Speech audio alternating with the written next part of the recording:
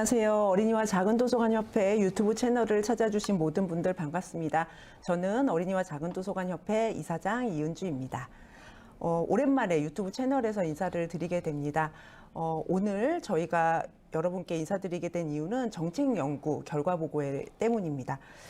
오늘 발표할 정책연구는 2022년 10월부터 어린이와 작은도서관협회가 작은도서관이 아름답다 기금 지원 사업의 일환으로 진행해온 정책연구입니다.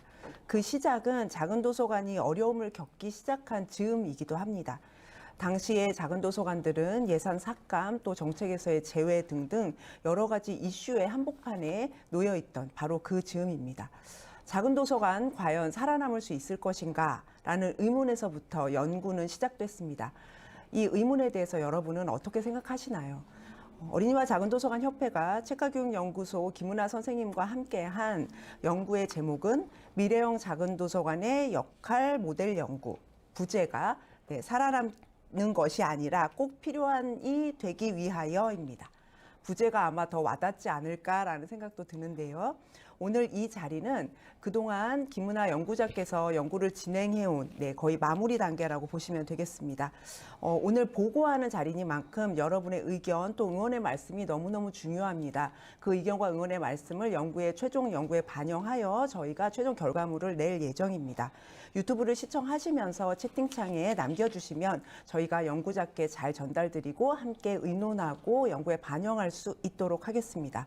과연 미래형 작은도서관의 모델 어떤 내용일까 궁금해하실 분들이 많으실 것 같은데요. 지금부터 책가교육연구소 김은하 선생님 모시고 본격적인 연구 내용 함께 들어보는 시간 갖도록 하겠습니다. 박수로 맞이해 주십시오.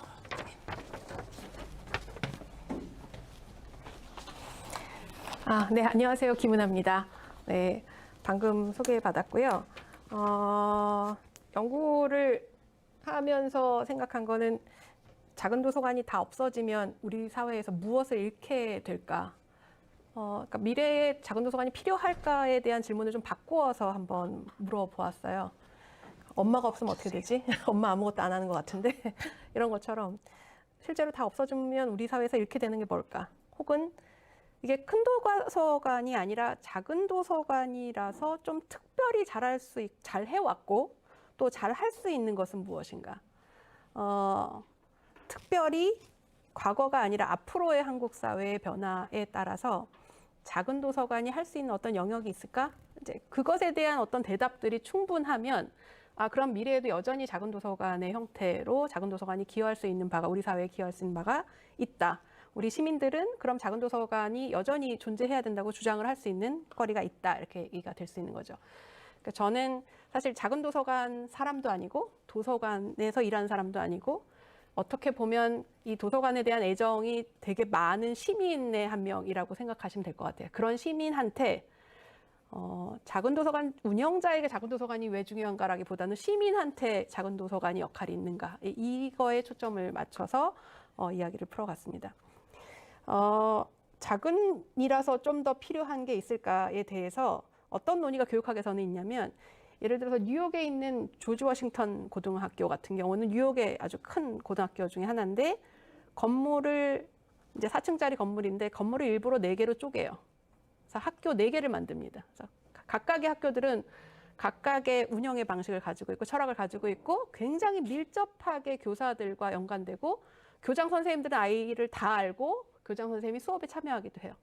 일부러 큰 학교가 되게 좋은 학교라고 생각하기 쉬운데 왜 굳이 이렇게 작은 학교들로 쪼개냐면 작은 학교들이 가지고 있는 굉장히 큰 장점이 있기 때문인 거죠. 큰이 아니라 작기 때문에 그래서 규모가 작아서 부족하거나 빈곤하거나 잠깐 땜빵을 하는 것이 아니라 일부러 작게 쪼개는 사업을 되게 많이 하게 돼요. 그래서 어느 부분 성공 굉장히 많이 한 부분이 있고 또 이제 실패한 부분들도 있었지만 이제 그거의 의도 거기에서 나오는 논의들을 제가 조금 많이 가져오기도 했습니다. 그러니까 이런 질문을 한번 해보는 거죠. 그래서 이걸 왜 하느냐라고 하면 미래의 한국 사회의 변화 속에 작은 도서관이 어떤 역할을 할 수 있다라고 우리가 그런 이제 담론들을 만들어 가면 그것을 중앙정부나 혹은 지방자치정부나 혹은 행정기관의 작은 도서관을 담당하는 담당자에게 설득할 수 있는 논리들이 명확하게 있다. 혹은 도서관 계 내에서도 굉장히 거점 도서관이 할 수 있는 굉장히 중요한 일들이 있고 또 큰 도서관이 반드시 해야 될 것들이 있고 국가 도서관이 해야 될 것들이 있고 하지만 작은 도서관도 이런 몫이라고 하는 것을 굉장히 중요하게 담당하고 있다라는 걸 얘기할 수 있을 것 같고요. 또 시민들한테 그래서 시민들한테 이런 혜택들이 돌아갈 수 있습니다를 설득할 수 있을 것 같고 또 마지막으로는 작은 도서관을 운영하시는 운영자 스스로도 이런 몫이라고 하는 것이 나한테 되게 중요하게 사회적으로 좀 요구되는 몫일까? 아니면 어떤 부분들을 내가 해볼 수 있을까에 대한 그 담론, 그러니까 논의의 시작이 가능할 것 같아서 그것을 이제 그런 여러한 이제 이해관계자들과 시민들을 좀 설득하기도 하고 또 스스로의 변화를 만들게도 하는 그런 이야기를 그러니까 그런 담론을 만들고 싶다예요. 그래서 저의 초점은 지금 있는 작은 도서관들을 어떻게 활성화할 것이냐, 7,000개를. 이런 논의라기보다는 혹은 이 7,000개를 뭐 다 활성화하기 위해서는 뭐 민간은 어떻게 해야 되고 아파트는 어떻게 해야 되고 이렇게 어느 지자체처럼 뭘 해야 되고라고 하는 그 되게 디테일한 논의들은 거의 하지 않을 거예요. 그리고 제가 이제 할 수 있는 연구의 범위를 훨씬 넘어선다고 생각해서요. 그건 제가 연구 제한점으로 두고 담론을 개발하는데 조금 더 초점을 맞추도록 하겠습니다. 그래서 좀 더 정리된 연구 문제는 첫 번째는 그냥 앞으로라고 했을 때 그냥 나중에 앞으로 이렇게 되면 좋지 않을까 하는 그런 어떤 장래가 아니라 딱 10년 정도예요. 미래 5년 내지 10년. 조금 길게 하면 저희가 데이터를 가지고 있는 한 20년까지. 그래서 그 10년 정도를 전후로 도서관 문화에 영향을 줄 수 있는 변수들 중에서 예측 가능한 변수들. 예를 들면 예측 가능한 변수는 이거거든요. 제가 예를 들어서 23살이면 3년 후에 26살이 되는 거는 굉장히 예측 가능하죠. 그러니까 예측이 가능한 지금의 데이터가 충분해서 몇 년 후 데이터가 되게 뻔하게 나오는 그런 데이터만을 가지고 아주 객관적 데이터들을 가지고 특히 도서관에 영향을 주는 세 가지 변화가 무엇인가. 도서관에서 되게 중요한 게 이용자잖아요. 그러니까 이용자라고 하는 것이 특히나 도서관은 모두에게 열려있기 때문에 모든 이용자라고 하는 건 모든 인구를 의미하는 거거든요. 그래서 인구 변화는 굉장히 중요한 이제 데이터가 되는 거죠. 그래서 인구 변화, 제가 이제 세 가지 잡은 것은 인구 변화, 그다음에 비대면의 확대, 그다음에 환경 위기 이 세 가지예요. 그 환경 위기와 관련해서도 데이터들이 굉장히 많이 나와 있기 때문에 비대면에 대한 것도 그렇고요. 그다음에 이제 두 번째 질문은 이제 되게 핵심적인 질문이죠. 그런 변화에 반응한다라고 하는 거는 거기서 생겨날 수 있는 문제들에 대해서 준비를 하는 거. 그다음에 기획한다라고 하는 건 뭐냐면 그 문제들을 개선시키기 위해서 만들어질 수 있는 정책들을 얘기해요. 반응하고 기획하는데 작은 도서관이 어떤 역할을 할 수 있을까? 요게 이제 핵심 이제 질문이 되고요. 세 번째로 그런 변화가 가능하기 위해서는 작은 도서관 바깥에서 혹은 작은 도서관 내적으로 어떤 변화들이 필요한가를 이제 얘기를 할 겁니다. 네. 그래서 이제 첫 번째 이제 제가 이제 예측 가능한 변화 세 가지가 요거 아까 말씀드린 대로 세 가지인데 어떻게 좀 들으셨으면 좋겠냐면 이제 인구 변동 중에서도 인구 변동은 제가 요 한 5가지 정도로 데이터를 계속 보여드릴 거예요. 데이터로 좀 설명을 할 건데 어떻게 좀 보셨으면 좋겠냐면 이게 뭔 상관이야 라고 이렇게 보지 마시고 그래 30% 나도 알아. 그래? 큰일 났네. 큰일 났어.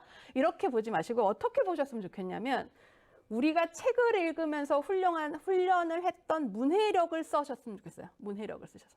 우리가 책을 읽으면서 문해력을 가진 사람들이 어떤 식으로 우리가 책을 읽냐면 그려내는 거죠, 머릿속에.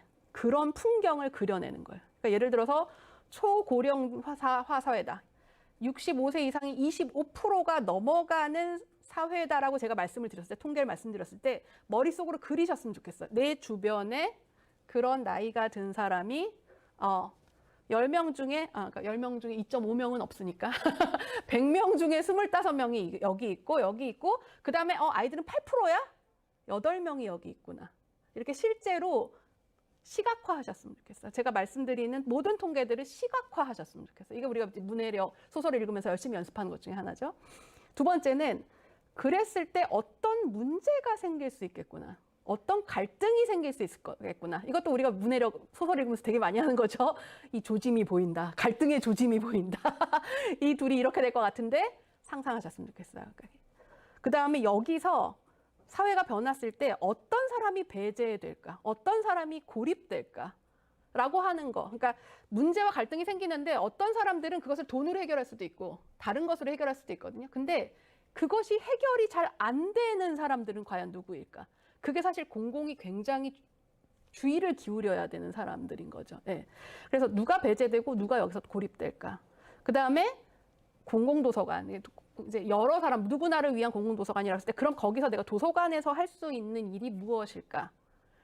그 다음에 그 도서관 중에서도 작은 도서관이 되게 잘해왔고 잘 할 수 있는 것은 무엇일까를 이렇게 소설을 그리듯이 그리면서 들어주시면 저와 함께 논의를 하고 함께 고민하는 일이 될 것 같아요. 이게 제가 사실은 연구하면서 했던 고민들의 순서라고 볼 수 있거든요. 예.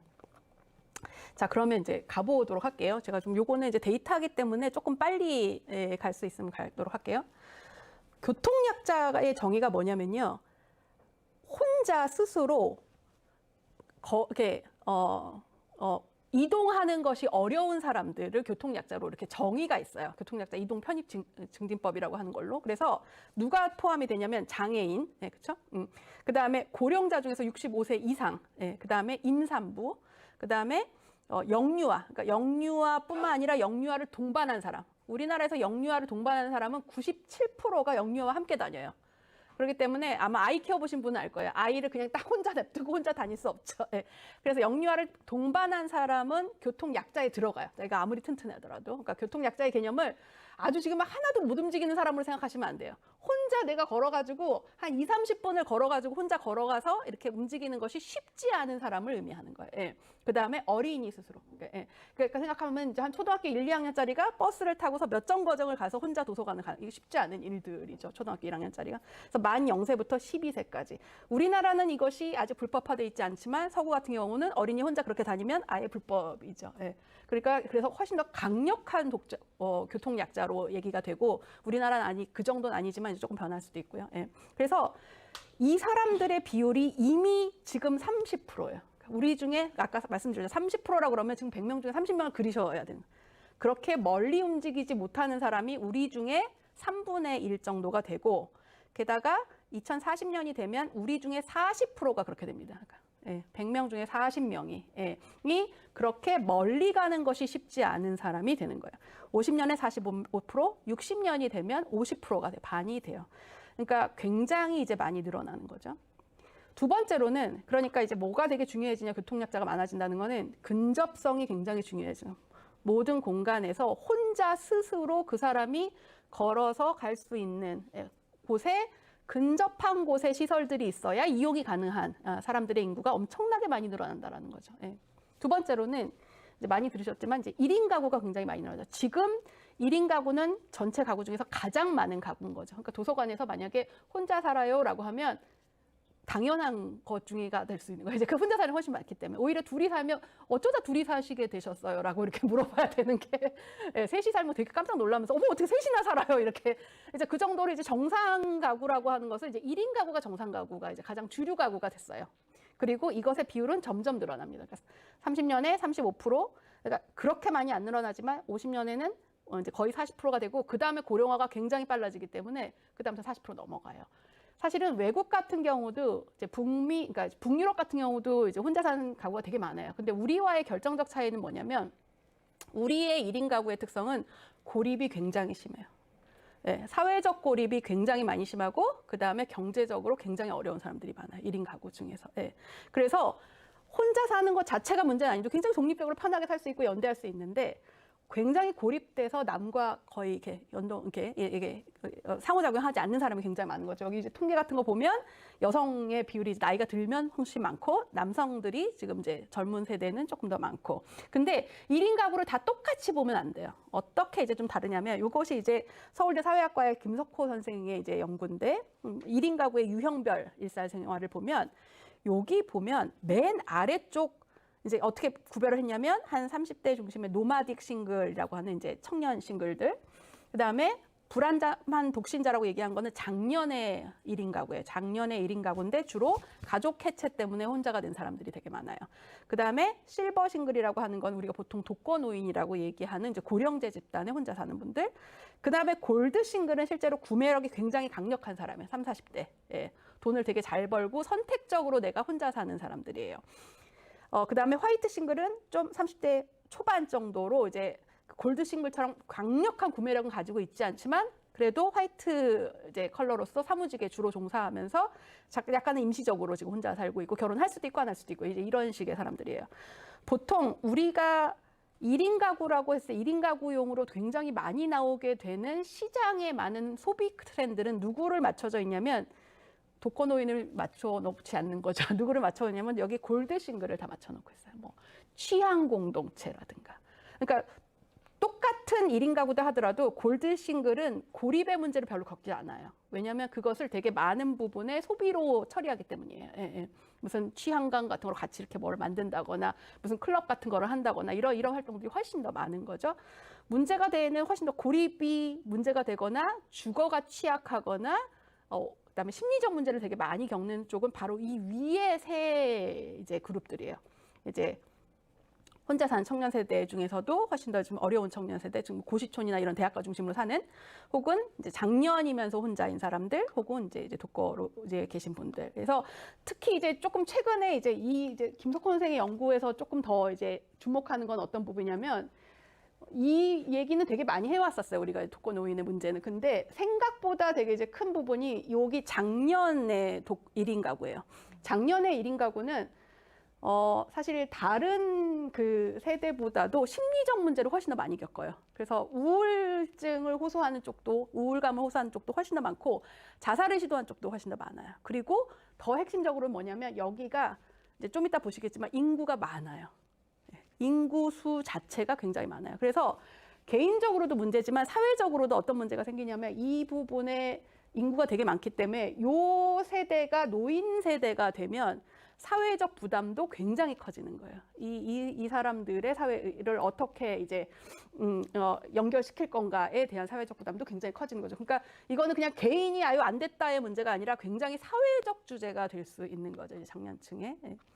세 번째로는 이제 많이 얘기하는 저출생 문제. 그래서 쭉 내려가기 시작해서 지금 이제 26만 명이 태어나는 게 됐어요.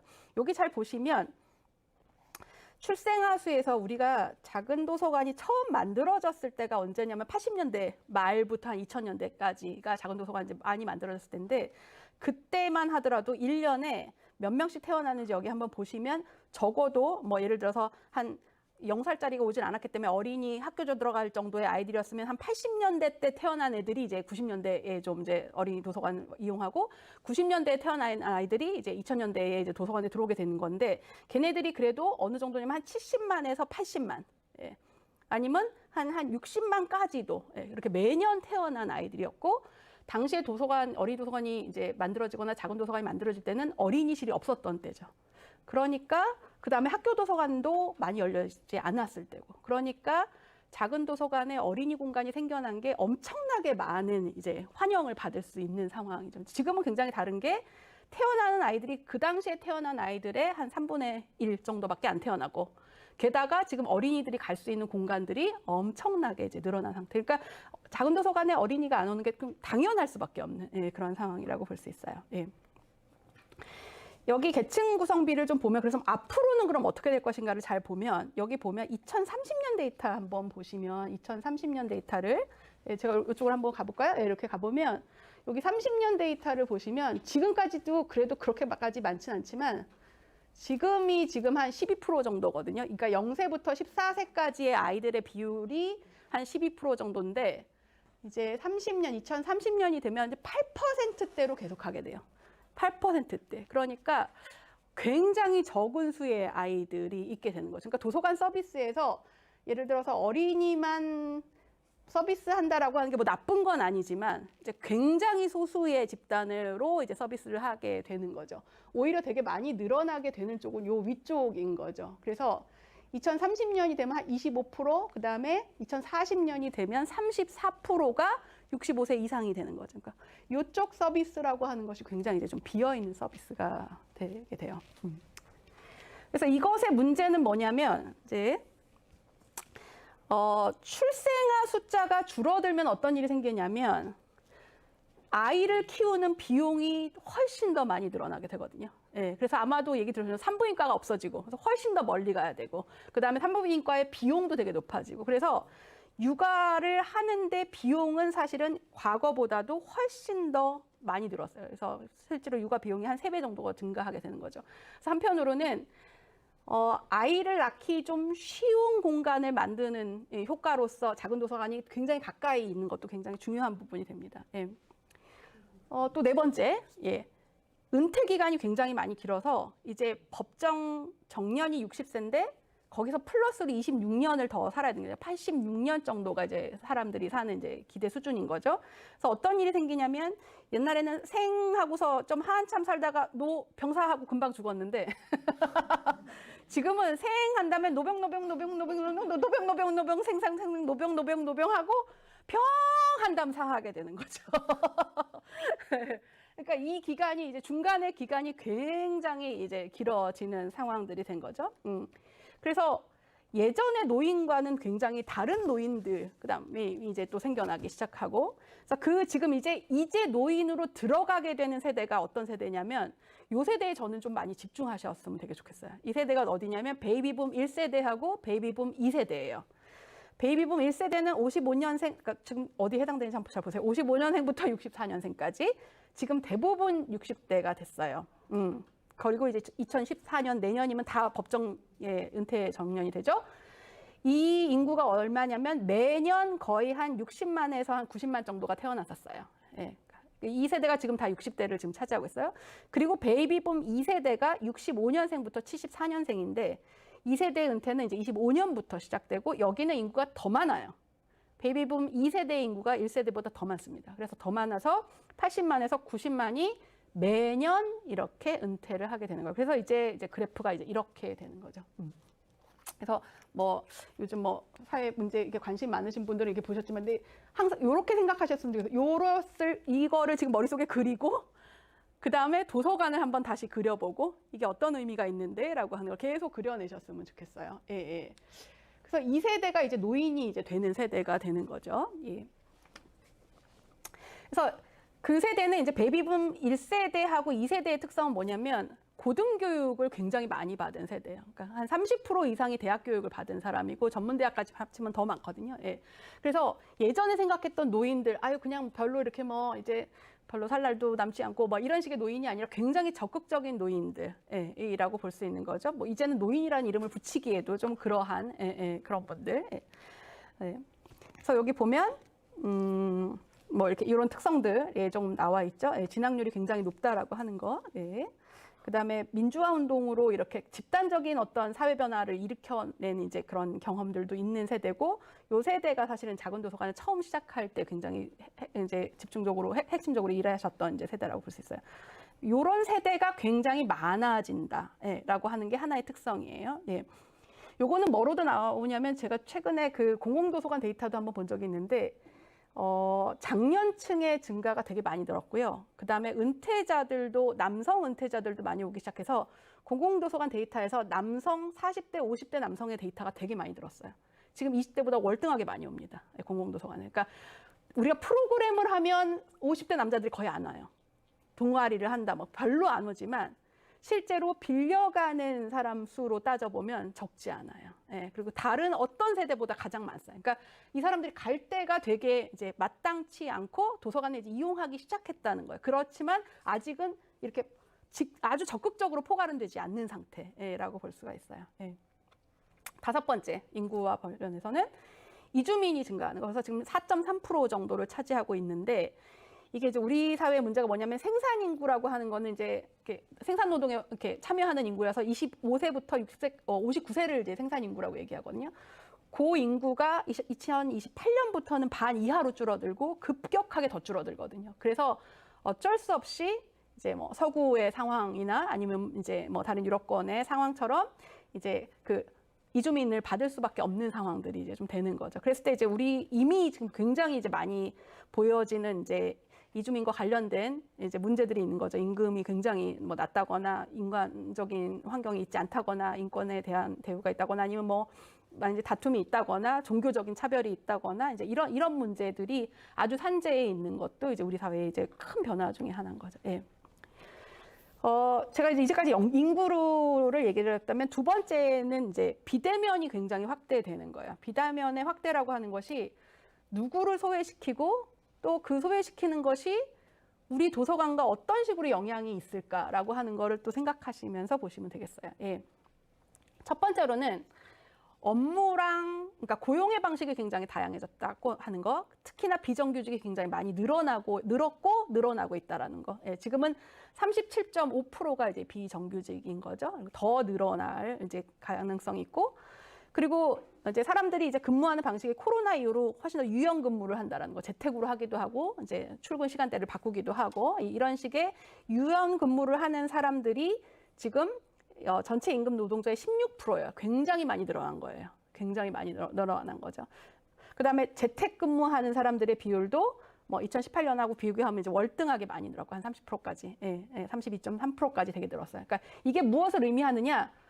직장 근처에 사람들이 있는 게 아니라 집 근처에 있다는 걸 의미해요. 집 주변. 그래서 집이라고 하는 것이 훨씬 더 확대됐다라고 하는, 이제 동네가 훨씬 더 이제 중요한 업무의 공간이 되기도 한다라고 하는 거예요. 그다음에 유연 근무를 현재 이제 활용하지 않는 임금 노동자도 45%는 유연 근무를 희망해요. 그렇게 살고 그렇게 하고 싶다라고 얘기하는 거죠. 그러니까 원격 재택 근무자도 늘고 깅 워커도 되게 늘고요. 깅 워커 같은 경우는 되게 초단기로 일하는 사람, 이렇게 왜 택배를 한다거나 아니면 이제 뭐 이렇게 배달을 한다거나 이런 내가 다른 일을 하고 있지만 이제 틈틈이 이제 그거를 하시는 분들, 깅 워커들도 사실은 내가 여기 뭐 마포구를 사는데 저기 수원에 가서 일하지 않거든요. 내가 마포구 근처에서 일하는 거예요. 내 거주지 주변에서 사실 일을 하는 거예요. 그다음에 비정규직이 많다는 건 뭐냐면 반복적으로 실업 상태가 계속 된다는 거. 그 말은 뭐냐면 실업 상태에서 멀리 가지 않거든요. 내 집 주변에 있다는 거예요. 그래서 이제는 그 동네라고 하는 것이 근무처기도 하면서 또 여가를 쓰거나 휴식을 하는 공간이 굉장히 많이 늘어서 이것에 이제 확실하게 드러나는 증거들은 소비죠. 그래서 편의점 소비가 월등하게 지금 대형 마트랑 거의 비슷해요. 거의 비슷할 정도로 이제 올라가기 시작했고, 그 다음에 뭐 무슨 카드 회사에서 이제 나오는 보고서 같은 거 보면 이제 직장 근처가 아니라 거주지 주변에서 훨씬 더 이제 소비를 많이 쓴다. 실제로 거기에 사는 사람들이 많다는 거예요. 그건 뭐냐면 예전보다도 동네 도서관에 공간을 쓸 사람들이 많이 늘어난다는 뜻을 의미해요. 더 많은 공간이, 일하는 공간, 휴식하는 공간이 집이 아닌 이 동네에서, 그러니까 이제 일하는 곳이 아닌 곳에, 직장 근처가 아닌 곳으로 이제 필요하게 된다라는 거. 두 번째로는 이건 이제 많이 아시니까 간단하게 가면 이제 무인화, 자동화가 되게 많이 되죠. 그러니까 비용 절감 때문에 많이 되는데 사실은 비용 절감도 있지만 그걸 원하는 사람도 많아서, 선택적으로 비대면을 선호하는 사람이 많아서 그래서 이제 무인화가 더 많이 촉진되기도 하는 거죠. 문제는 무인화가 확산이 될수록 대면 서비스의 비용은 훨씬 더 비싸져요. 그리고 시간이 많이 증가해요. 여러분 생각하시면 되는 게 카카오 택시를 잡으면 훨씬 더 시간이 줄어드는데 카카오 택시를 못 쓰면 나는 길가에서 한참을 기다려야 돼요. 그러니까 비대면 서비스를 못 쓴다는 건 그냥 못 쓴다는 것에 끝나지 않고 대면이 굉장히 어려워진다는 걸 의미하는 거죠. 대면에 시간이 엄청 걸리거나 아예 못하게 된다거나 비행기표를 아예 못 끊는다거나 아니면 시간과 비용이 엄청나게 많이 증가하게 돼요. 그러니까 이건 뭐냐면 이걸 쓰지 못하는 사람들의 정보 격차가 훨씬 더 심해진다라는 거죠. 정보량의 격차가. 그래서 이제 많은 조사에서 50대 이상, 특히 60대 이상 같은 경우는 베이비붐 1세대만 하더라도 훨씬 더 디지털 접근성이 좀 훨씬 더 많이 떨어집니다. 불편감이 훨씬 더 많고요. 그리고 문제는 뭐냐면 이게 지금만 그런 게 아니라 나 그래도 꽤 잘 쓰는 편인데 나 이것도 하고 카톡도 하고 뭐 유튜브도 뭐 만들고 편집도 좀 하는데 그 문제가 아니에요. 책 읽기의 문해력과 디지털 문해력은 굉장히 어떤 차이가 있냐면 책 읽기 문해력은요. 20살까지 내가 갈고 닦은 거로 평생 쓸 수 있어요. 어떤 책이 나와도. 그러나 디지털 문해력은 기기가 계속 바뀌기 때문에 매번 배워야 하는 특성이 있어요. 그러니까 챗 GPT를 새로 배워야 되고, 뭐 내가 아무리 무슨 교수다 뭐다 하더라도 새로 배워야 되고, 어떤 새로운 툴이 나오면 새로 배워야 하는 상황이 있는 거죠. 그러니까 조금이라도 지체가 되면 배우기가 되게 어려워지는 상황, 따라가기가 되게 어려운 상황인 거예요. 그래서 이런 격차들이 되게 이제 많이 연령대별로도 차이가 나고 또 이렇게 계층별로도 굉장히 많이 차이가 나게 돼요. 그리고 이런 격차는 특히나 디지털 문해력과 관련된 격차는 사람들이 수용성도 다르고 활용하는 능력도 다르기 때문에 어떤 식으로 가르칠 수밖에 없게 되냐면 되게 개별화해서 가르칠 수밖에 없어요. 개별화해서. 누구는 카톡은 되게 잘 쓰는데 누구는 뭐 카카오 택시는 못 쓰고, 누구는 유튜브를 볼 줄은 아는데 영상을 뭐 보낼 줄은 모르고. 굉장히 사람들마다 차이가 있기 때문에 그것은 한 클래스에 딱 놓고서 딱 가르칠 수가 없는 상황이 돼버렸어요. 옛날에는 그런 클래스가 되게 많았거든요. 이제는 다 굉장한 개별화 교수가 필요한, 개별화 교수가 필요한다는 건 뭐냐면 규모가 작아져야 되는 거예요. 어쨌든 그 가르치는 상황이 1대1이거나 1대 굉장히 소수인 상태로 의사소통을 되게 많이 하면서 뭔가를 가르치는 상황이 더 많이 필요하다. 네, 그런 상황이 이제 펼쳐지는 거예요. 세 번째, 에코체인버에 맨날 이제 자기가 속한 커뮤니티의 이야기를 주로 이제 표집을 많이 해서 그게 일반적이라고 생각한다거나 훨씬 더 우연한 다른 생각을 가진 사람들과의 우연한 만남이 가능해야 된다는 거죠. 그 다음에 이렇게 변화하고 있는 인권의식이라든가 가치관을 모든 사람이 현행화할 필요가 있다. 현행화, 지금의 것으로 만들 필요가 있다. 그러니까 예를 들면 뭐 성추행과 관련된 거를 한 20년 전이라고 생각하면 절대로 성추행이라고 얘기하지 않았을 만한 것들이 지금은 불법이기도 해요. 그냥 아유 그러시면 안 돼요가 아니라 불법 이렇게 잡혀가는 예를 들어서 동물에 대한 권리도 마찬가지죠. 예전에는 그냥 그럴 수도 있었던 것인데 지금은 아예 불법이 되기는 그러니까 부도덕과 불법과 시민의식 없음이라고 하는 것으로 굉장히 많이 나타날 수 있는, 나는 그냥 예전과 똑같이 했는데, 그래서 이것을 현행으로 만드는 것이 모든 사람한테 다 필요하게 되는 거죠. 또 네 번째, 비대면으로 일어난 아주 큰 우리 사회의 문제가 돌봄 문제예요. 돌봄 문제. 왜냐하면 돌봄은 절대로 비대면으로 불가능하기 때문에요. 그래서 코로나 때도 돌봄 영역만 다 대면이었어요. 돌봄 영역, 그래서 이제 필수 노동이 된 거죠. 그래서 뭐 아기를 돌보거나 아기를 카카오톡으로 돌볼 수가 없기 때문에 그렇죠? 3개월짜리 카카오톡으로 돌볼 수 없고 치매 노인을 카카오톡으로 돌볼 수도 없어요. 무조건 사람이 들어와 가지고 대면으로 해야 되는 영역이 인구가 이렇다 보니까 굉장히 많이 늘어나게 된다는 거죠. 그래서 2025년 20%의 초고령 사회 65세 이상, 이제 25%, 그다음에 이제 40년이 되면 3분의 1이 넘어가게 되고 50년이면 40%가 이렇게 되는 거예요.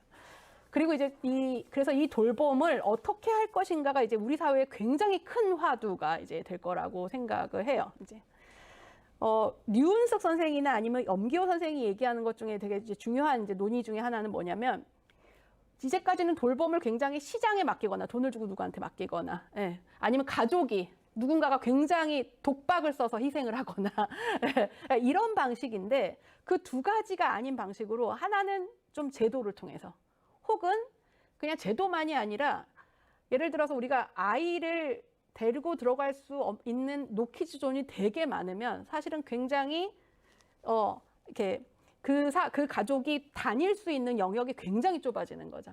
마찬가지로 이 돌봄이 필요한, 돌봄을 제공을 받는 사람과 돌봄을 제공하는 사람들이 다닐 수 있는 공간을 되게 많이 만드는 거. 그리고 돌봄을 제공하는 사람, 그러니까 누군가를 돌보는 사람을 또 돌보는 사람들. 무슨 말이 있는지 아시겠죠? 그래서 겹이 필요하다. 동심원처럼. 그래서 이거를 이제 유은수 선생은 돌봄의 겹들이 계속 만들어지는 거. 혹은 엄기호 선생은 고통의 곁들이 만들어지는 거. 그러니까 우리가 왜 뭐 누구를 간병하거나 아이를 키울 때도 그 키운 사람들끼리 이야기를 하면서 해소하는 거 굉장히 많잖아요. 그러니까 이런 것처럼 이런 곁의 공동체를 어떻게 만들 것이냐가 되게 이제 중요한 문제가 될 것이다. 저는 그 작은 도서관에서 그 아이를 같이 키우면서 만들었던 그런 육아 공동체라고 하는 그 경험이 뭔가 돌봄의 공동체를 만드는데 뭔가 힌트를 또 그 다음에 굉장히 많이 줄 수 있지 않을까라는 생각을 하고 있어요. 세 번째, 환경위기. 이거 좀 뻔한 얘기 같지만 제가 이제 좀 더 얘기 드리고 싶은 거는 특히나 두 번째 15분 도시백서에 대한 이야기예요. 파리 얘기. 그러니까 환경이 지금 달라지고 있는 것에 대해서는 가장 최근에 나온 3월 달에 나온 IPCC의 6차 종합보고서죠. 그냥 핵심은 40년 내에 우리가 가지고 있는 모든 시나리오, 5가지 시나리오를 다 써도 가장 갑축을 많이 해도 무조건 1.5도에 도달한다라고 하는 거. 그래서 그거는 얼마나 더 빨리 도달하냐의 문제지 1.5도는 무조건 도달하는 거로 이제 우리의 모든 시나리오를 다 써도 된다. 근데 그래도 그나마 좀 덜 도달하게, 늦게 도달하기 위해서 할 수 있는 것은 10년 내로 탄소를 비롯한 온실가스 배출을 넷제로로 만드는 거, 0으로 만드는 상황이어야 되는 거죠. 그렇지 않으면 이제 이미 시작하지만 이제 오늘도 이제 뭐 미세먼지로 난리였지만 이 많은 자연재난과 웃으면서 한 얘기는 아닌데 인공 재난들이 이미 펼쳐지고 있고 또 더 자주 펼쳐질 가능성들이 되게 있다. 또 재난은 누구에게 더 많은 피해를 또 주기 때문에 그 피해자가 누구일 것인가에 대한 고민들이 이제 공공에서는 훨씬 더 많이 필요하게 되는 거죠. 예. 그래서 지금 이런 것 때문에 당장 지금 하려고 하는 굉장히 많은 선진국에서 하려고 하는 것이 뭐냐면 자동차를 쓰지 않는 방식으로 도시를 재편하는 거예요. 자동차 중심에서 무동력 중심으로, 그러니까 자전거나 걷거나 아니면 이제 공유된 이제 차들을 쓰는 방식으로. 그래서 뭐가 되게 중요하게 도시 계획에서 이제 얘기가 되냐면 첫 번째로는 직주 근접을 시키는 거예요. 일하는 곳과, 그러니까 그러니까 가끔 놀러 가는 거에 멀리 갈 수 있는데 매일매일 다니는 곳을 굉장히 좁혀야 된다. 매일매일 다니는 곳을 다 무동력으로 만들어야 된다. 그래서 직장과 이제 근무지하고 사는 곳을 굉장히 가깝게 만드는 거. 그다음에 도로를 완전히 이제 무동력 중심으로 바꾸는 거예요. 그래서 이제 파리의 이달고 시장이 요거를 이제 주장하고서 이제 선거에서 이제 성공을 하게 되는 거죠. 15분 도시라고 하는 거로. 그래서 이제 여기 핵심적인 개념들을 좀 보시면 이렇게 한번 보시면 이제 화면에 집이 이렇게 있으면 15분 내에 무동력의 거리예요. 이거는 자동차 타고 가는 거리가 아니라 무동력, 거의 걸어서 갈 수 있는 거리로 6가지의 필수 기능을 가진 공간을 만드는 거예요. 그래서 집에서 일하는 곳, 그 다음에 뭔가를 사는 곳, 쇼핑하는 곳, 식료품 사는 시장도 15분 내로, 그 다음에 학교. 지금 이제 우리 초등 같은 경우는 이걸 가지고 있어요. 지금 15분 내로 걸어가면 웬만하면 초등. 근데 우리는 초등만 가지고 있지. 지금까지의 도시계획은 저기 상업지구, 저기 멀리 가면 쇼핑하는 엄청나게 큰 쇼핑몰, 저기 멀리 가면 공원 큰 거, 막 서울숲 큰 거, 저기 멀리 가면 아주 큰 무슨 이렇게 뭐 공부하는 단지 뭐 이런 식인데 그게 아니라 다 쪼개서 사람들이 사는 데에 근처로 쪼개서 만들어서 안으로 다 집어넣는다. 그래야지 이제 동력을 쓰지 않는, 이제 휘발유 쓰지 않는 방식이 된다는 거죠. 그다음에 도서관은 여기 이 계획에서 되게 핵심적인 개념 중에 들어가요. 도서관 어디 들어가냐면 번영이라고 하는 요소, 교육이라고 하는 요소로, 그래서 이제 참여 활동을 한다거나 아니면 이렇게 문화적 활동을 하는 거, 학습과 교육, 요 영역에 도서관이 반드시 이 안에 배치되도록 만들어요. 그러면 어떻게 되냐면 큰 거점 도서관, 국가 도서관이라고 하는 것이 예를 들어서 뭐 구 단위로 크게 하나 있으면 그 다음에 나머지 동네마다는 10분 걸어갈 수 있는, 15분 걸어갈 수 있는 요 거리에 도서관들이 조금하게 이런 식으로 배치되는 식으로 도시를 배치한다는 거죠. 이거는 파리가 이미 시작하고 있고 그 다음에 놀랍게도 우리나라 부산도 이거를 지금 얘기하고 있어요. 부산 15분 도시. 지금 이제 우리나라는 실현을 하는 이 액션 플랜이 굉장히 지금 액션 플랜이 안 이루어지고 있지만 이걸 되게 표방할 수밖에 없는 사회가 지금 되고 있어요. 예. 이런 압력이 굉장히 높고, 그다음에 제가 듣기로 청주도 그런 거 한다는, 제주가 또 그렇게 한다는 얘기가 듣고 있어요. 근데 그걸 얼마나 잘 실현하고 있는지 모르지만 이런 방식은 미래의 도시 계획의 어쨌든 이제 굉장히 강력한 방식이에요. 그래서 여기 보시면 실제로 이제 한번 모습을 보셔야지 아마 되게 그럴 건데, 이거 뭐 당장의 사진 아니지만 이제 그 플랜으로 이제 아예 파리시에서 나온 거예요. 파리시에서 예를 들면 여기 뭐 6차선 거리가 있다, 되게 큰 대로변이 있다. 그러면 그 중에서 대로변에서 한 4차선, 그러니까 양쪽으로 2차선만 이제 차로 남기고 나머지는 다 이제 걷거나 이제 자전거 도로로, 큰 도로 같은 경우도 다 쪼개서 만들겠다. 그 다음에 아예 집이 있는 작은 도로는 자동차 도로를 없애겠다는 거예요. 아예 없애버려. 아예 자동차가 다니는 4차선 정도는 아예 없애서 그냥 이제 무동력으로만 다니게 만들고, 그다음 이 부분을 예를 들면 도시 텃밭 같은 거 만든다거나, 아니면 이렇게 뭐 여기 뭐를 파는 곳으로 만든다거나, 이렇게. 그다음에 페이지를 보면, 그래서 이거 좀 자세히 보시면 이제 이런 것도 있어요. 다 여기 사이사이를 이렇게 쓰게 만든다거나, 그다음에 여기 같은 경우도 원래 학교가 있고 여기 이제 대로변이 있고 있는 건데 여기에 있는 자동차, 학교 앞은 자동차 아예 없게 만들어 버리고, 그 다음에 여기 학교의 부분도 굉장히 많은 부분 공원화시키고, 요거는 주차장이거든요. 주차장을 실제로 도서관으로 만든다거나 학습센터로 만든다거나 아니면 뭐 이렇게 커뮤니티 식사하는 곳을 만든다거나 이런 방식으로 다 바꾸어 놓는다는 거죠. 이런 식의 계획들을 지금 하고 있어요. 그리고 몇몇 지금 지구들은 이제 바뀌고 있는 중인 거죠. 요거 같은 경우도 이렇게 주차장이라고 하는 게 있을 수밖에 없어요. 자동차는 굉장히 바깥에 있기 때문에 어떤 공적인 공간에 있는 것 같지만 사실은 자동차 하나하나 굉장히 사적 공간이거든요. 딴 사람 못 들어가는 공간 사적 공간이에요. 오히려 골목길은 공적 공간이에요. 아무나 왔다 갔다 할 수 있는. 여기는 사적 공간인 거예요. 이만큼이 사적 공간이고 공적 공간 요거밖에 없는 건데 여기를 이렇게 없애버리면 이게 다 공적 공간이 되는 거죠. 그러니까 자동차가 사실 없어진다는 거는 단순하게 자동차만 없어지는 게 아니라 뭐 탄소가 없어지는 것도 있지만 자동차를 놔두는 주차장이 없어진다는 의미예요. 주차장이 없으면 이제 쓸 수 있는 공간들이 굉장히 이제 많아지는 거죠. 이런 식으로. 그래서 15분 도시에서 되게 핵심은 그래서 이제 되게 좁혀서 모으다 보니까 모든 곳에 그러니까 단일한 도서관, 단일한 학교, 단일한 무슨 노인센터, 단일한 1인 무슨 센터 이렇게 만드는 게 아니라 복합화할 수밖에 없어요. 아침에는 뭐를 하고 저녁 때는 뭐 하고. 극장이 있으면 아침에는 뭐를 하고 주말에는 뭐를 하고. 예. 주말에는 학교가 뭐 어떤 뭐 다른 공간으로 쓰이고 뭐 주중에는 어떻게 쓰이고 그래서 시간대별로 굉장히 나눠가지고 복합적으로 이 도시를 쓰는 거. 그래야지 에너지를 굉장히 조금 쓰고 쓰레기 문제도 해결할 수 있고 이제 이런 것들이 있다는 거죠. 그래서 사실은 그 생활 SOC라고 우리가 왜 10분 안에 생활 SOC에 이제 도착하는 이제 이런 플랜들이 서울시에서도 있었고 되게 많았단 말이에요. 그런데 그런 것이 우리한테서는 이 환경 문제랑 되게 떨어져서 얘기했는데 굉장히 환경 문제하고 근접하게 접근할 필요가 있다는 거죠. 환경 때문이라도 이제 그런 것 접근이 필요하다. 예. 이제 제가 이제 너무 길게 변화에 대해서 좀 얘기를 드렸는데 그러면 이게 작은 도서관과 어떤 관련이 있을까요? 지금까지 얘기한 건 사실 큰 도서관과도 관련이 있고 그냥 제가 사는 데에서도 관련이 있는데 그러면 이제 어떻게 우리가 현대의 가장 급진적인 아이디어, 그러니까 누구나 쓰고 무료로 쓰고 매일이라도 쓰고 여는 내내 쓰고 자유롭게 쓰고 그냥 머물러도 되는 물리적 공간이 딱 2개 있어요. 우리 사회에. 굉장히 급진적인 아이디어. 뚜껑이 있으면 공원, 없으면 공원이고 뚜껑이 있으면 도서관인.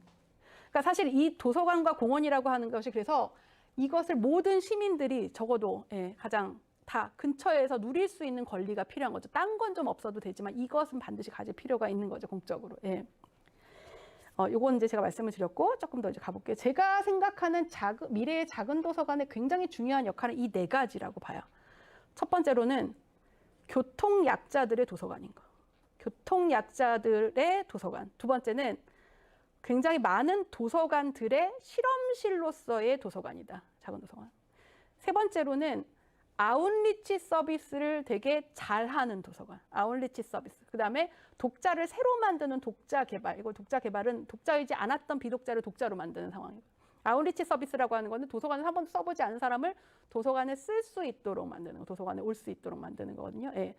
이거. 그다음에 네 번째로는 커뮤니티 중심의 도서관인데 어떤 커뮤니티냐면 굉장히 미시적인 우리가 미시경제 이제 뭐 거시경제 얘기할 때 굉장히 미시적인 커뮤니티를 만드는 이렇게 서로 좀 이렇게 알미 있고 대면적인 이런 커뮤니티에 굉장히 특화된 도서관이다라고 하는 이 4가지를 좀 말씀을 드리고 싶어요. 그리고 이 4가지가 우리 앞으로의 사회에서 일어나는 문제들을 굉장히 잘 반응할 수 있고 기획할 수 있는 이 역할이 되게 크다라고 봐요. 아까 요 교통약자 얘기를 드렸었잖아요. 그러니까 지금도 30%, 40%, 45%가 넘어가요.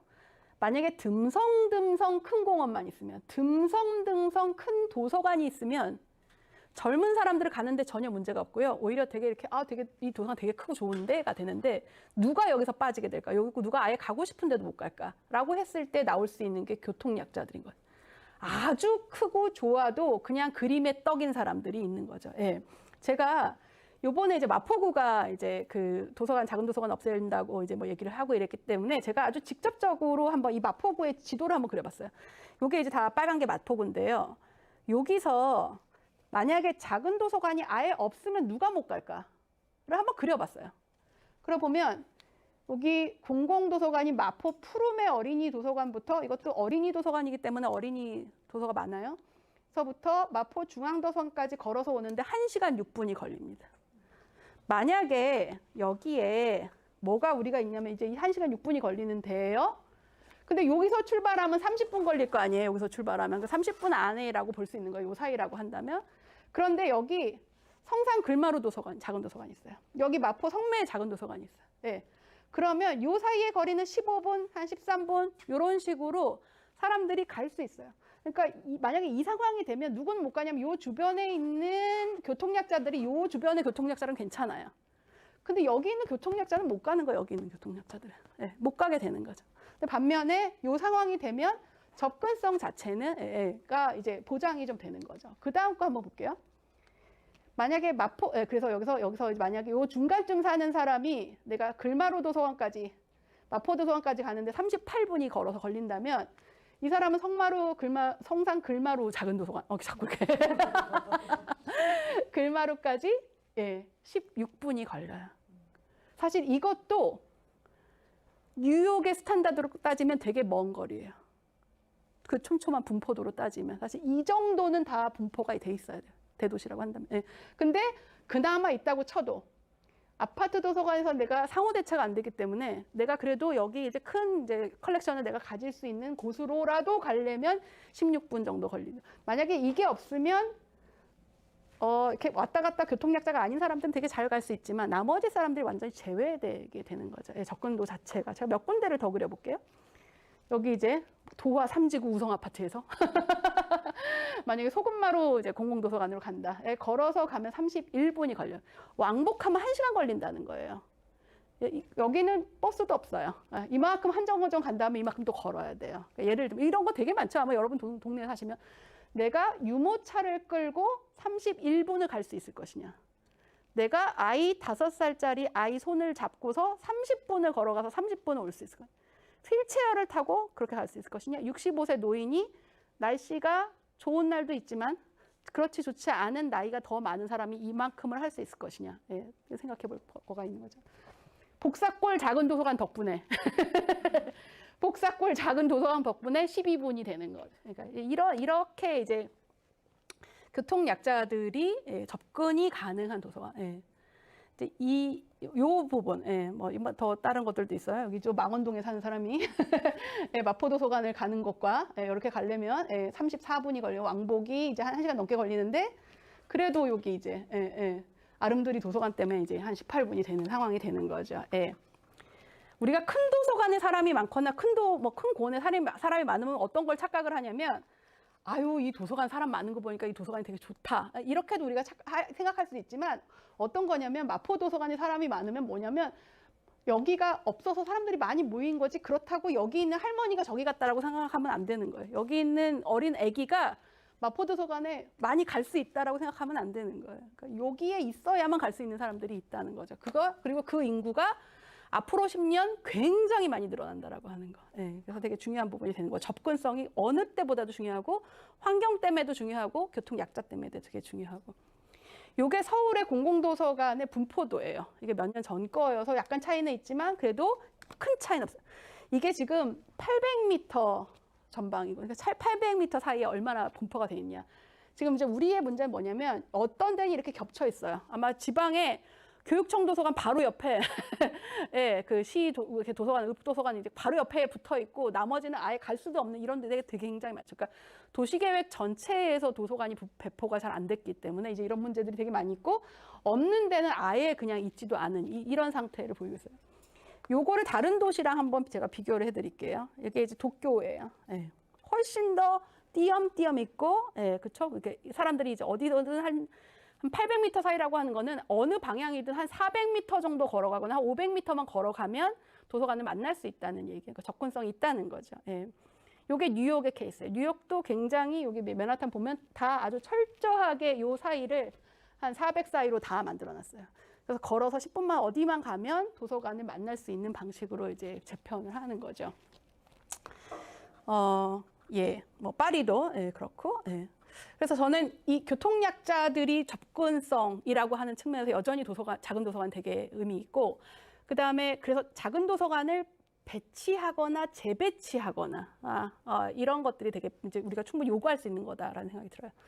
두 번째는 도서관의 실험실로서 작은 도서관이 이제까지 역할을 굉장히 많이 해왔어요. 제가 지금 PPT로 보여드리는 것이 작은 도서관에서 먼저 실험해서 지금 공공도서관에서 보편화되고 있는 거예요. 그냥 작은 도서관이 한두 번 한 게 아니라 작은 도서관에서 굉장히 오랫동안 실험하고 그거를 또 성공과 실패의 경험들을 전파를 해서, 그러니까 우리가 보통 작은 도서관의 전파를 제가 잘 생각해 보면 예를 들면 이렇게 큰 도서관, 그러니까 공공도서관이 만들어질 때 적극적으로 의견을 내는 방식으로, 또 운영위로 이렇게 들어가시는 방식으로도 좀 전파가 됐고, 또 아니면 개인적으로 강의를 하신다거나 뭐 연수를 하신다거나 활동력이 있는 그런 분들이 또 전파를 하기도 했고, 또 활동가들은 예를 들어서 학교 도서관의 뭐 자원 활동가로 혹은 뭐 다른 공공도서관의 자원 활동가로 또 활동하시면서도 굉장히 이런 서비스들을 많이 전파한 거죠. 특히나 어린이 서비스는 거의 작은 도서관이 만들어낸 진짜 큰 변화라고 얘기를 당당하게 할 수 있을 정도로 굉장히 많은 변화들을 이제 만들어 놓은 거죠.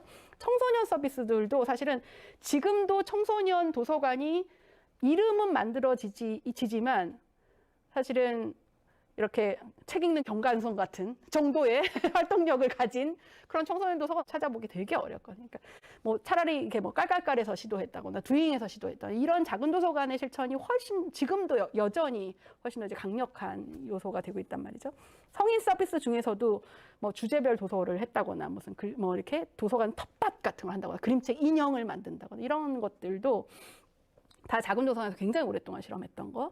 지역사회 서비스도 마찬가지죠. 뭐 시장에 뭐 책들을 막 갖다 주고 뭐 갖고 온다거나 지역의 이야기를 그림책을 만들어낸다거나 뭐 마을 기록을 한다거나 이런 것들도요. 다문화 서비스도 예를 들어서 모두 작은 도서관이라든가 아니면 안산의 다문화 도서관이라든가 이렇게 작은 도서관이 만들어낸 실천의 때문이 굉장히 퍼진 게 많았어요. 뭐 특화 도서관도 또 맨 처음에 만들기 시작해서 지금은 이제 공공에서도 뭐 그림책 전용 도서관이나 무슨 뭐 미술 전용 이런 것들이 만들어지기 시작했죠. 어쨌든 지금의 그 큰 도서관이 행정적인 문제 때문에 아니면 다른 절차 때문에 뭐 안전의 문제로 뭐 여러 가지 문제로 하지 못했던 실험들을 작은 도서관이 해왔다는 거죠. 예. 그러면 이제까지 잘했다고 그럼 앞으로도 잘할 수 있느냐? 그러면 이런 이제 질문을 해볼 수가 있죠. 저는 이제 최근에 좀 달라진 거는 실험의 주체가 확실히 늘어나고는 있는 것 같아요.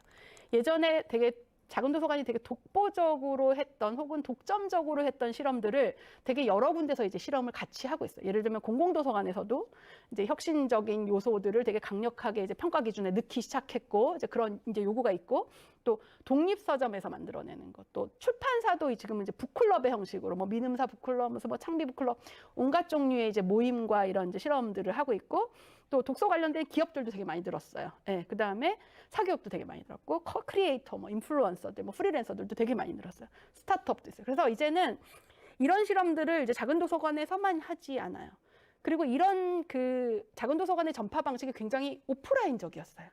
직접 가서 강연해주고, 직접 가서 워크숍 해주고, 직접 운영에 참여하는 방식이었다면 지금의 확산의 방식은 다 온라인의 형식인 거죠. 인스타그램으로, 유튜브의 형식으로 이런 방식으로 확산을 되게 많이 하고 이 확산의 방식이 지금은 훨씬 더 잘 퍼지기 때문에 예전만큼 실험의 그 작은 도서관의 실험들이 많이 사람들한테 알려진다거나 되게 독점적이다라고 얘기하기는 되게 어려운 상황이에요.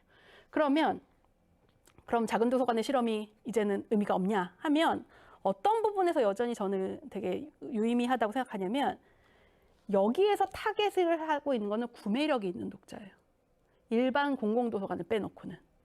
일반 공공도서관을 빼놓고는 독립서점, 출판사, 트레바리, 다 구매력이 있는, 책을 살 수 있는 구매력이 있는, 이 클럽에 돈을 내고서 올 수 있는 구매력이 있는 독자들한테 이런 걸 해볼 수 있어요, 저런 걸 해볼 수 있어요 되게 많이 보여주는 거죠. 예.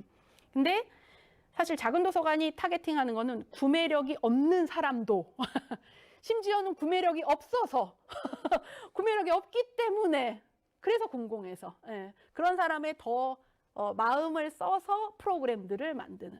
그래서 저는 이제 그런 실험들은 사실 여기선 아예 하기 어려운 실험이에요. 되게 하기 어려운 실험. 구매력을 되게 핵심으로 만드는 곳에서는 하기가 되게 어려운 실험. 여전히 그 실험의 영역이 되게 많다. 어떤 영역이냐? 제가 이제 보기에는 이제 우리 앞에서 봤던 그 인구 같은 것도 보지만 거주지가 되게 취약한 그러나 돈을 내고 공유 오피스를 쓸 수는 없는 그런 노마딕 싱글 1인 청년 가구. 예.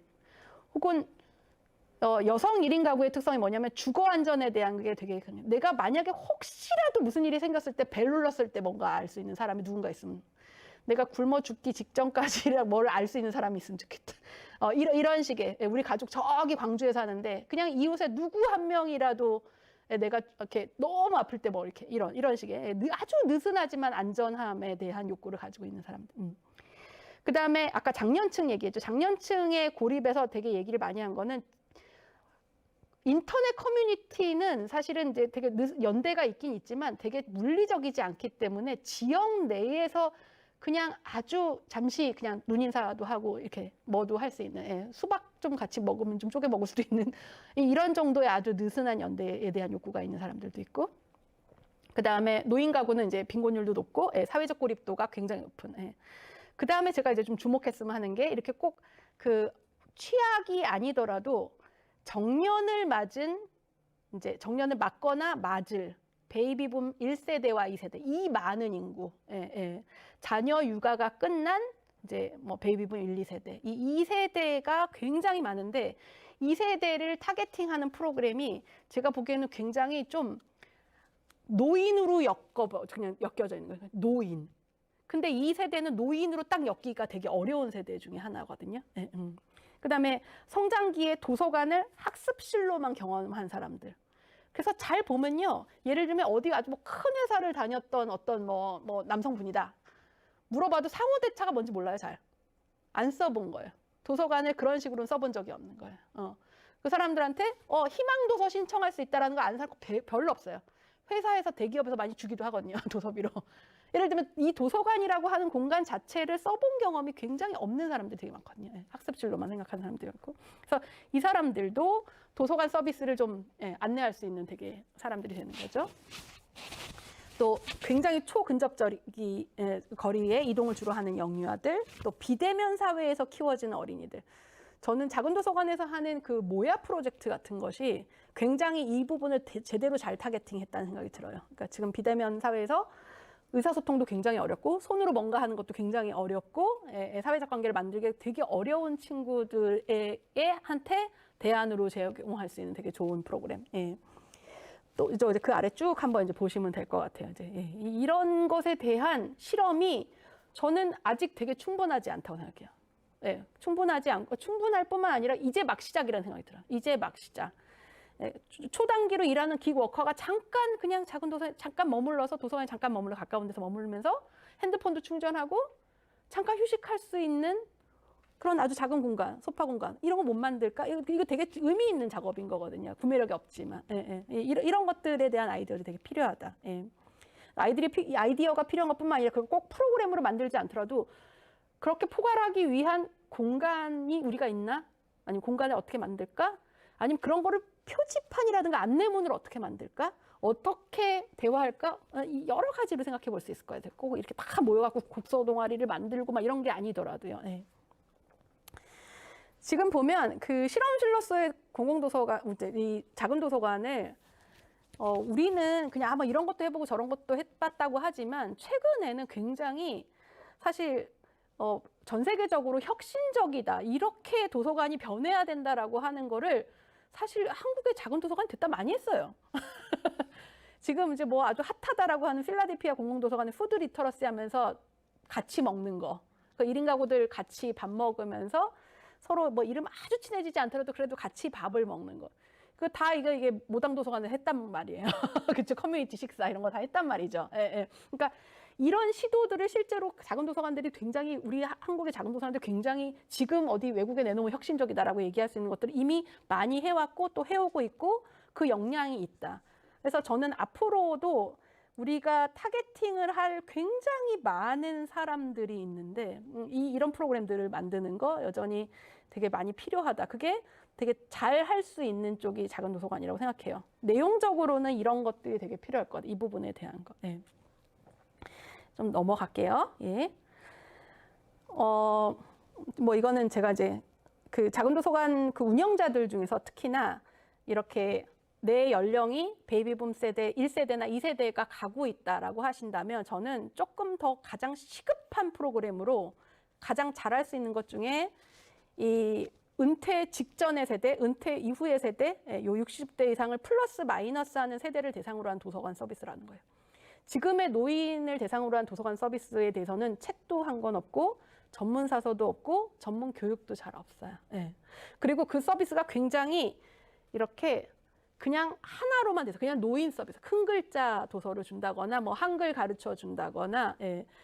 아니면 되게 시혜적으로 뭔가를 뭐 해주는 방식이라든가 이런 것들이 되게 많은 거죠. 우리가 어린이 서비스도 0세부터 19세까지의 어린이 아니면 14세까지만 놓더라도 14세까지의 어린이 서비스가 다 똑같지 않잖아요. 3살짜리랑 뭐 19살, 15살짜리 아니 다 뭉쳐놓지 않는단 말이에요. 굉장히 지금 세분화되어 있거든요. 마찬가지로 노인 서비스도 굉장히 다양하게 세분화될 수 있고 케이스 스터디가 만들어질 필요가 있다. 그러니까 그거를 어디서 되게 잘할 수 있을까 보면 본인이 베이비붐 세대인 작은 도서관 운영자가 제일 잘할 수 있지 않을까.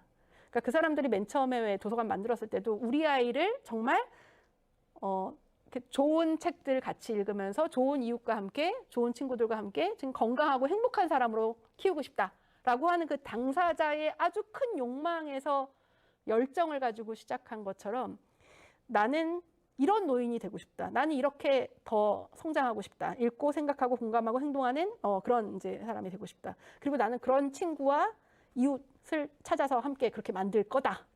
그래서 내가 만들고 싶은 도서관 서비스를 만드는 게 저는 되게 좋은 도서관 서비스, 노인 서비스의 유형이 될 거라는 생각이 들어서 여러분 각각이. 그래서 이런 것들 잘 모아보면 아마 최초의 책이 되지 않을까라는 생각이 들어요. 우리 여러분이 많이 불려다니지 않을까라는 생각이 들어요.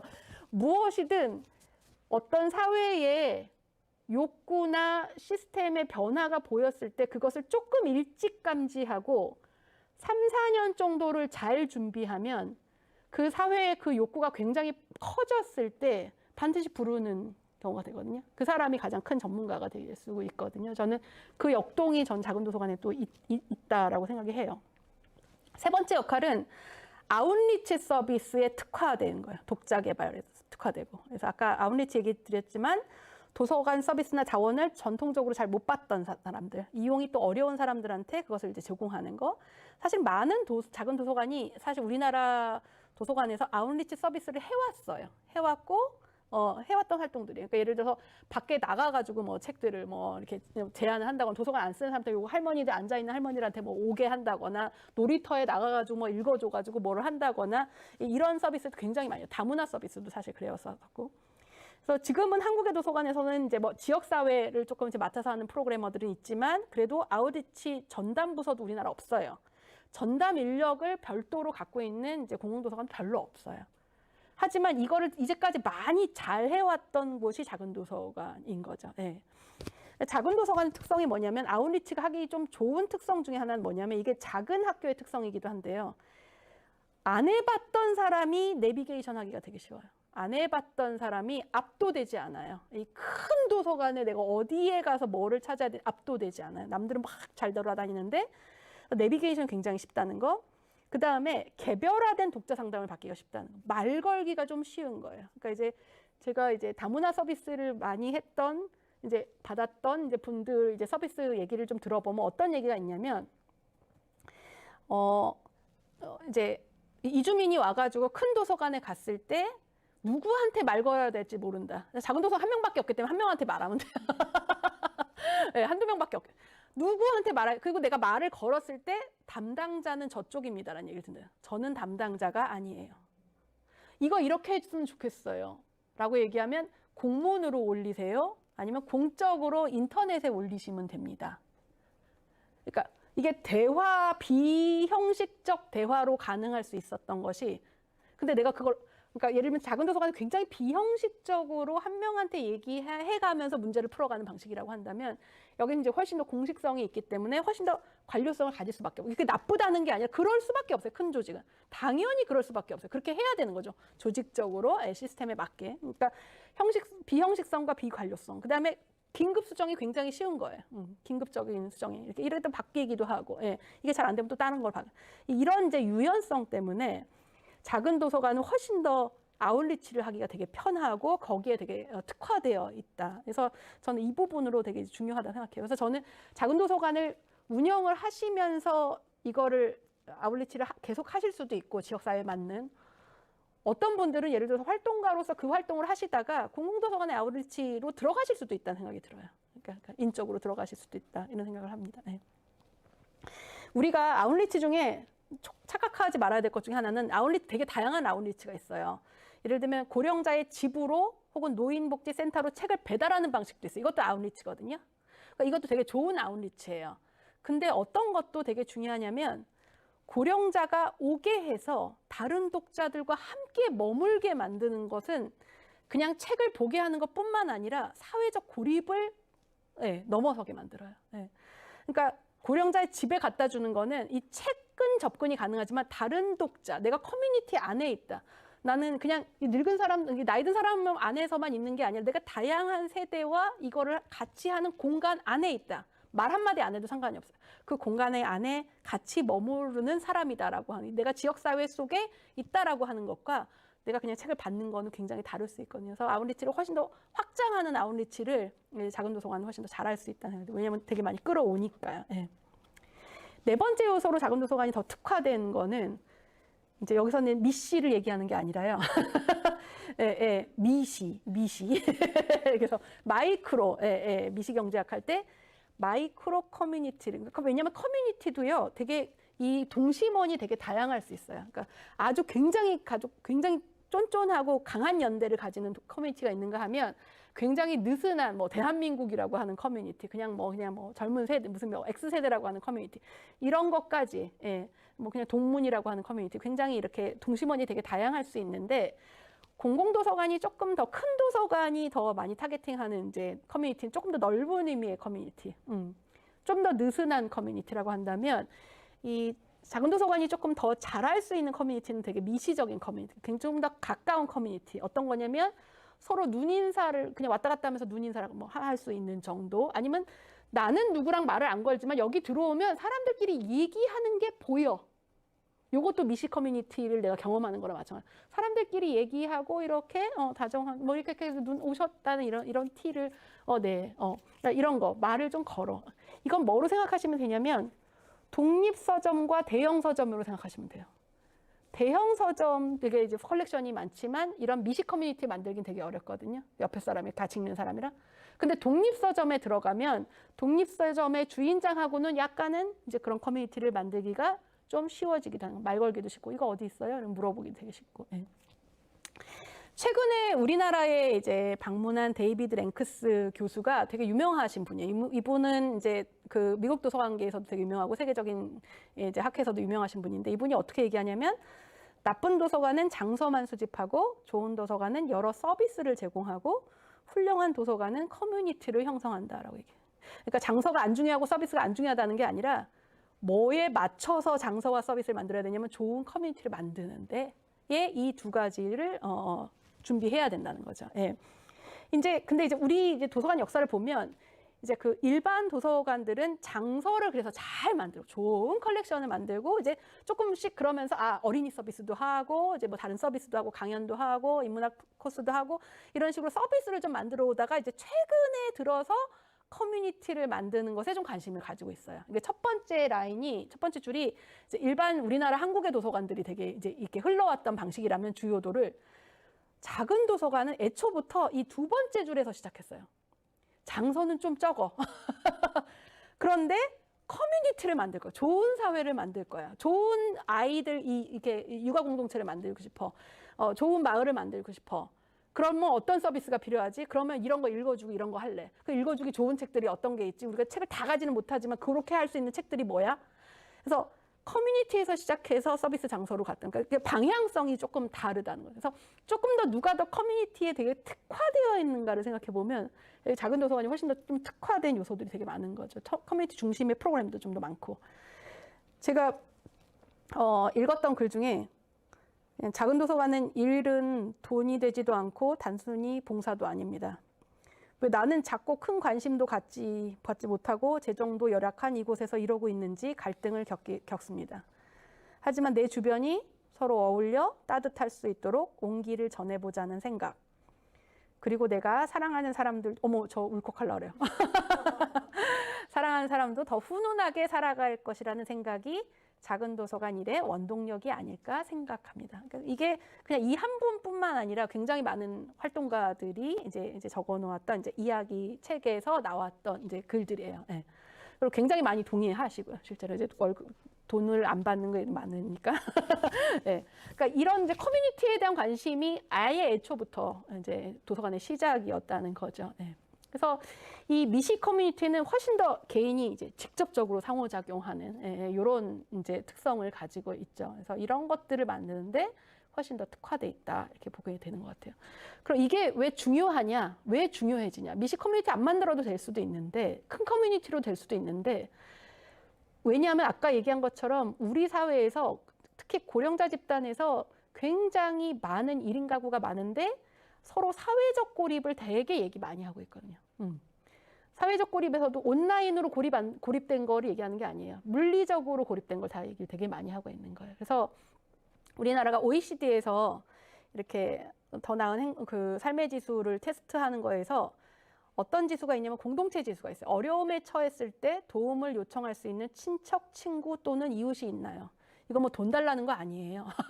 이 어려움이라고 하는 건 되게 그냥 심리적 어려움이기도 하고 잠깐 죽 좀 사왔으면 뭐 이런 것도 다 들어가는 거예요. 예, 예. 근데 죽을 좀 사왔으면 이런 건 인터넷으로 안 되는 거, 되는구나, 우리나라. 어쨌든. 예, 예. 근데 이런 이제 이웃이 있나요? 라고 했을 때 우리나라가 월등한 꼴찌예요. 아주 압도적 꼴찌. 40개국 중에서 40위인 거죠. 그래서 이 연결에 대한 그 필요라고 하는 것은 더 강력해지고 있어요. 그 미시 커뮤니티에 대한 요구라고 하는 거. 그걸 전혀 안 갖고 있는 사람들이 되게 많기 때문에. 그래서 여전히 이제 의미가 있다. 예. 그래서 저는 이제 지금 이제 쭉 그 네 가지가 되게 더 특별하게 큰 도서관도 할 수 있지만 작은 도서관이 굉장히 잘할 수 있고 앞으로 사회에서 더 잘할 수 있는 요소다라고 생각해요. 그러면 어떤 내적인 변화가 필요하냐? 이제 요거는 제가 사실 이제 외적 변화 같은 경우는 제가 아주 자세하게 쓰기가 좀 힘들어요. 왜냐하면 이거는 이제 지자체 말별로 또 여러분이 처한 뭐 민간이냐 아니면 뭐 국립이냐 공공현이냐 뭐 위탁이냐 여러 가지 상황에 따라 되게 다를 수 있기 때문에 하지만 이제 제가 그냥 시민으로서 나는 어떤 작은 도서관을 갖고 싶다라고 얘기했을 때 이제 주장할 수 있는 거는 어쨌든 도시계획의 틀에서 배치가 필요하다. 작은 도서관들이.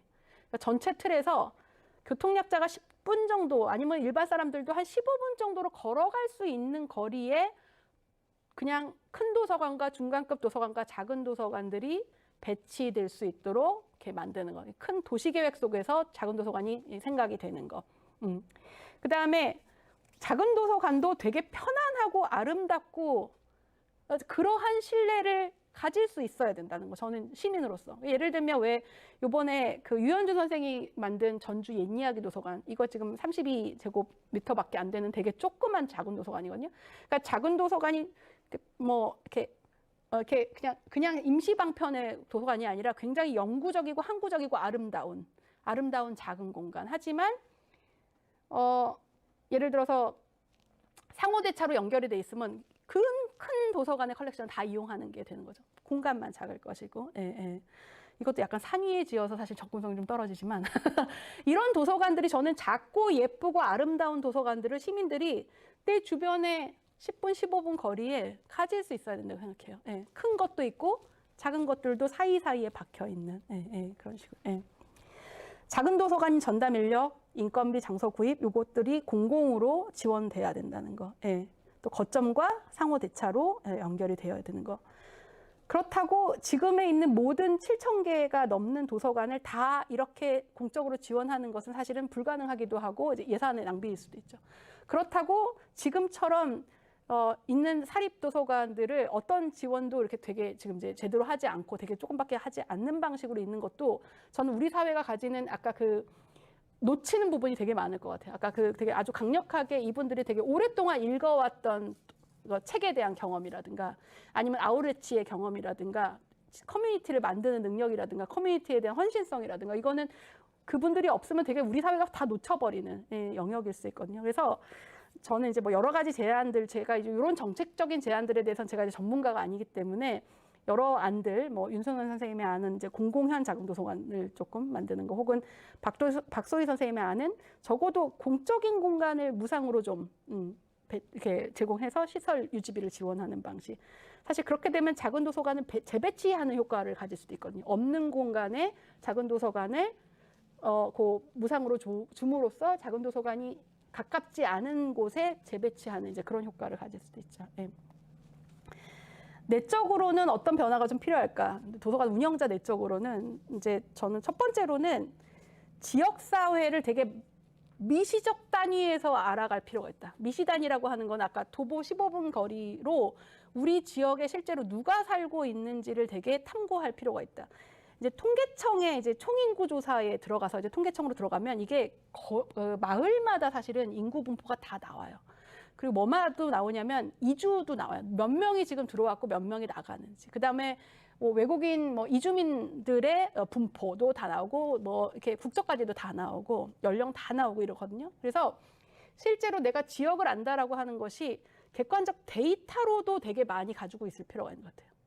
그리고 플러스로 뭐 사람을 아는 것도 중요하지만, 그래서 예를 들어서 서교동 같은 경우를 보면 이쪽에 보면 예.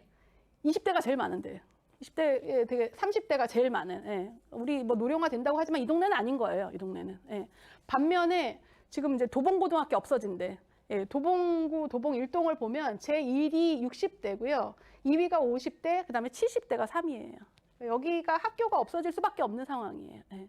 그러니까 이렇게 이제 인구가 다르다라고 한다면 우리는 두 가지 생각을 할 수 있어요. 하나는 우리 도서관에 그럼에도 불구하고 여기만 온다. 그럼 우리가 여기 서비스 안 한다는 뜻이거든요. 어떻게 아웃리치해서 이쪽의 인구를 우리가 같이 포괄할 수 있을까? 뭔가 왜냐면 이 사람들이 훨씬 더 많은 서비스 대상자인데, 예. 그러니까 그런 고민들을 해볼 수도 있는 거죠. 많이 지금 오는 사람을 대상으로도 아니면 새로운 서비스를 좀 만들어낼 수도 있고요. 예. 그래서 이런 데이터를 조금 더 잘 쓸 수 있습니다. 왜냐하면 이 데이터를 쓰는 능력은 원래 사서의 핵심 능력 중에 하나예요. 지식과 정보를 찾고 발견하는 이 능력. 그리고 뭐 나머지는 이제 제가 이제 앞에서 얘기했던 것들의 좀 연속일 수 있어요. 그래서 뭐 각각을 되게 자세하게 얘기할 수 있지만 그냥 이제 이렇게 뭐 열거를 하자면 좀 더 높아진 인권 감수성을 갖는 거. 왜냐하면 사람들의 다양성이 되게 높아졌기 때문에 다양성에 대한 포용력도 되게 많이 필요한 거죠. 예전 같으면 아기를 낳은 엄마들의 나이대가 비슷했는데 지금은 굉장히 다르죠. 이제 이런 것들도 다 포용력에 다 포함이 되는 거죠. 뭐 혼자 사는 사람들도 다양한 이유들을 가지고 있어요. 뭘 물어보고 뭘 물어보지 말아야 될지, 내가 어떤 언어를 되게 조심해야 할지, 이런 것들도 되게 이제 훨씬 더 예민하게 내가 이제 생각할 필요가 있어요. 공부할 필요가 있는 거죠. 고쳐갈 필요도 있고요. 기획자로서 실험을 할 수 있는 능력, 또 의사소통하고 협업하는 능력. 여기서도 되게 중요한 거는 디지털 협업 툴도 좀 다양하게 좀 쓰실 줄을 아는 거.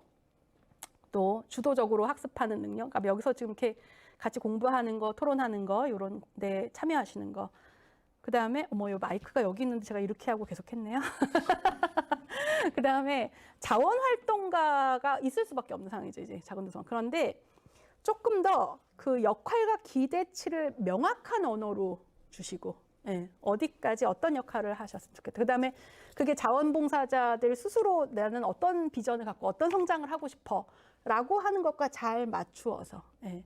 그랬을 때 사람들이 내가 독박을 쓰는구나라는 느낌이 아니라, 내가 늪에 빠졌구나가 아니라, 나는 이걸 통해서 내가 주는 것도 있고 내가 받는 것도 굉장히 많구나. 윈윈의 케이스들을 되게 잘 만들 수 있을 것 같아요. 그래서 그런 것들을 잘 만들어내는 것도 되게 이제 좀 우리 이렇게 작은 도서관 분들의 운영자의 능력일 것 같고, 제가 맨 마지막 기록이라고 쓴 거는 그 기록을 이렇게 뭐 내 컴퓨터에 혹은 내가 그냥 일지에다가 쓰는 것뿐만 아니라 저는 조금 더 많이 시민들한테 알리는 방식의 기록을 하셨으면 좋겠어요. SNS 더 얘기를 드려요. 뭐 틱톡 같은 영상을 못 한다고 치더라도 뭐 인스타그램 같은 걸 통해서 사실 우리가 하는 거는, 그러니까 내가 하는 기록일 수도 있지만 더 많은 편들을 만드는 걸 수도 있거든요. 작은 도서관이 이런 것들을 합니다. 시민 여러분, 작은 도서관에서 같이 해요. 같은 편을 같이 할 사람을 구하는 거기도 하지만, 그래서 작은 도서관에 대해서 정치인들이든 지자체인들이든 언론이든 다른 시민들이든 이것을 이제 같이 이것들을 지켜내거나 그 역할들을 잘할 수 있도록 우리 편들을 만드는 이제 그런 방식이기 때문에 저는 이걸 좀 더 적극적으로 좀 하시면 좋겠다, 이런 생각을 하고 있어요. 네.